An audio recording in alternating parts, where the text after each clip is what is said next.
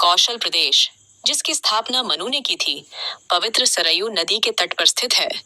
सुंदर एवं समृद्ध अयोध्या नगरी इस प्रदेश की राजधानी है। मनु के वंश में अनेक शूरवीर, पराक्रमी, प्रतिभाशाली तथा यशस्वी राजा हुए, जिनमें से राजा दशरथ भी एक थे। राजा दशरथ वेदों के मर्मज्ञ, धर्मप्राण, दयालु, रणकुशल और प्रजापालक थे।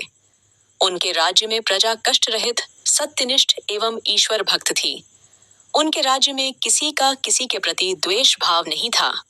एक दिन दर्पण में अपने कृष्णवर्ण केशों के मध्य एक श्वेत रंग के केश को देखकर महाराज दशरथ विचार करने लगे कि अब मेरे यौवन के दिनों का अंत निकट है और अब तक मैं निःसंतान हूँ।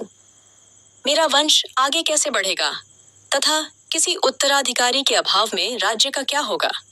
इस प्रकार विचार करके उन्होंने पुत्र प्राप्ति हेतु पुत्रयेष्ठि यज्ञ करने का संकल्प किया।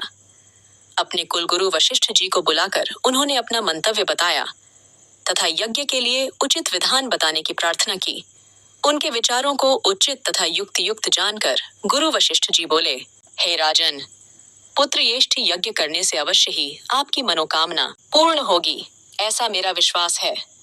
अतः आप शीघ्रातिशीघ्र अश्वमेध यज्ञ करने तथा इसके लिए एक सुंदर श्यामकर्ण अश्व छोड़ने की व्यवस्था करें।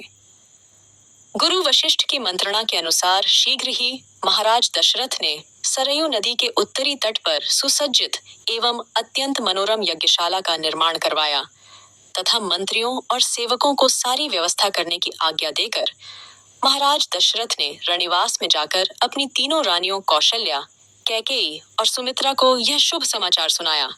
महाराज के वचनों को सुनकर सभी रानियां प्रसन्न हो गईं।